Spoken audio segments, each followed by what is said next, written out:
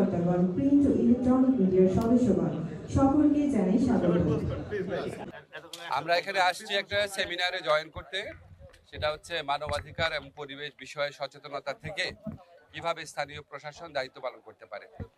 এটা হচ্ছে specific angle. এছাড়াও আমরা এখানে দেখতে এসেছি, আপনারা জানেন আমরা অত্যন্ত চ্যালেঞ্জিং একটা সময় পার করছি।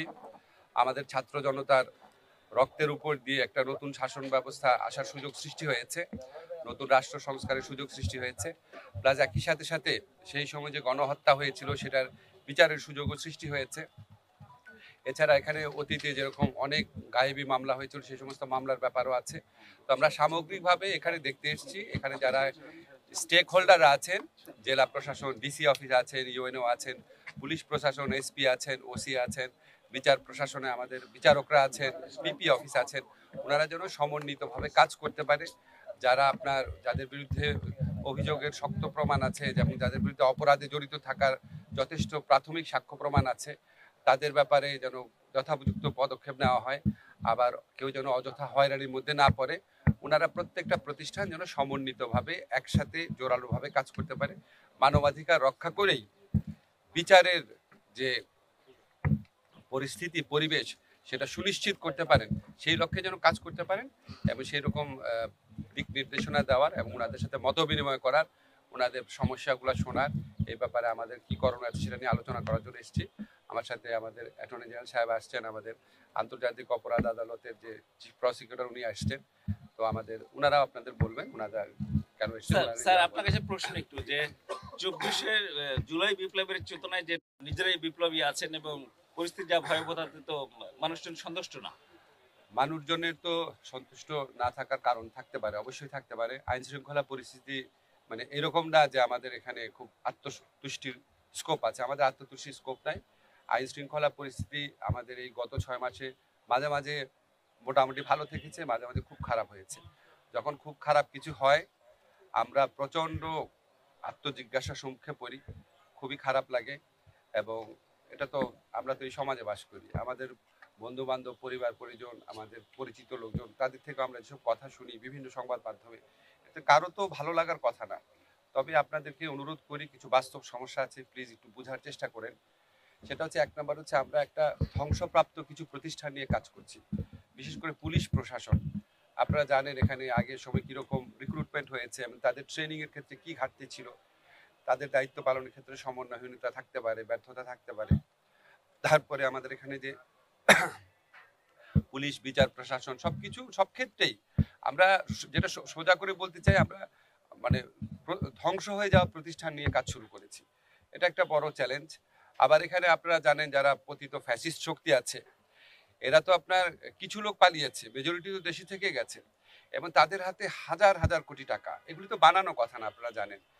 টাকা থাকলে এবং বদমতলব থাকলে অনেক আইন শৃঙ্খলা পরিস্থিতি নষ্ট করার মতো অনেক কিছু করা যায়। তাদের একটা রোল থাকতে পারে এবং আছে বলেও আমরা অনেকে বিশ্বাস করি।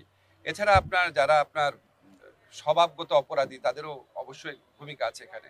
আমাদের ব্যর্থতা আছে, এটা অস্বীকার করার কোনো রকম উপায় নাই।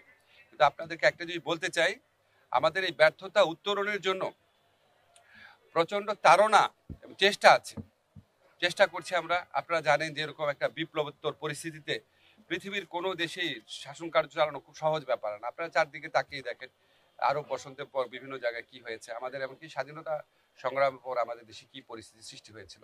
এরকম পরিস্থিতিতে যদি ওই পার্সপেক্টিভে দেখেন, তাহলে হয়তো আমাদের অনেক কিছু আপনারা সহৃদয়তার সাথে দেখতে পারবেন, ক্ষমা করতে পারবেন। আমি আপনাদের একটা কথা বলি, আমাদের অসহায়ত্ব দেখেন না। আমি যদি এখন আপনাকে রিয়ালিটি বলি, সেটা অসহায়ত্ব দেখছেন কেন? আমি তো আমার তাড়নার কথা, আমার দৃঢ়তার কথা, আমার দৃঢ় প্রচেষ্টার কথা সেটাও বলছি বারবার। তো আমি যদি আপনাকে সত্যিকার চিত্রটা বলি, তখন আপনি অসহায়ত্ব বলবেন। আমি তো বললাম যে এই সমস্ত চিত্র আছে, তারপর আমি আপনাদেরকে আরেকটা লাইন যোগ করে বললাম, আমাদের প্রচন্ড আত্মজিজ্ঞাসা আছে, তাড়না আছে, প্রচন্ড চেষ্টা আছে। প্রত্যেকটা ব্যর্থতার ক্ষেত্রে আমাদের প্রচন্ড চেষ্টা আছে প্রত্যেকবার ভালো করার জন্য। দেখেন, আমাদের স্বরাষ্ট্রমন্ত্রী কালকে গভীর রাতে একটা সাংবাদিক সম্মেলন করেছেন। আমি জানি না আপনারা কিভাবে দেখছেন, কিন্তু আমি তো ওনাকে কাছে থেকে দেখি। কোনোবারই আমরা হতোদ্যম হই না, কষ্ট পাই, খারাপ লাগে যে কেন হচ্ছে এটা, এবং তারপর আরো দৃঢ় প্রতিজ্ঞার সাথে এটাকে ওভারকাম করার চেষ্টা করে সবাই। আমি ওনার মধ্যেও সেই চেষ্টা দেখেছি। ব্যর্থতা থাকতে পারে, কিন্তু আমার কথা জাস্ট একটাই, যে আমাদের এখানে ফলস আত্মতুষ্টি আমরা পোষণ করি না কখনো। আর সেকেন্ড হচ্ছে ব্যর্থতা দেখে আমরা হতোদ্যম হয়ে যাই বা কিছু করার না, এটা ভাবি না। আমরা নতুন নতুন উপায় ভাবি। আজকে যে আমরা এখানে আসছি সেটাও সেই নতুন উপায় ভাবার, আইন শৃঙ্খলা পরিস্থিতি উন্নত করার প্রচেষ্টার একটা অংশই। বলেছি আমি যদি কোনোদিন দায়িত্ব পাই আমি জীবন দিয়ে চেষ্টা করব। জীবন দিয়ে চেষ্টা করতে নিশ্চয়ই আমি, আপনারা ভাবেন না যে আমি জানটা দিয়ে মানে মরে যাবো বা আত্মহত্যা করবো, এটা তো ভাবেন নাই। ভেবেছেন আমি দিনে রাত পরিশ্রম করব। আপনার কি কোনো ধারণা আছে আমি কত ঘন্টা কাজ করি? এখন ভাই দিনে রাত কাজ, জীবন দিয়ে কাজ করবো বলতে এটাই বুঝিয়েছি।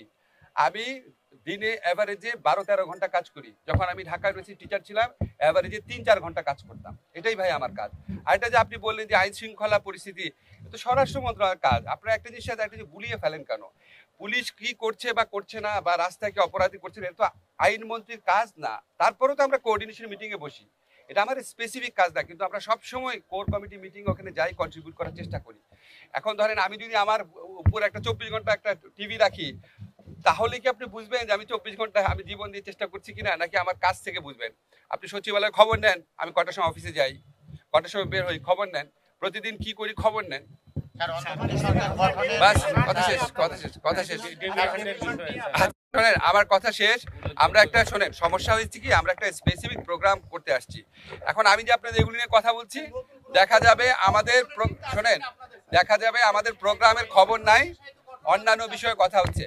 আমার প্রোগ্রাম সম্পর্কে যা আমার কথা বলা শেষ।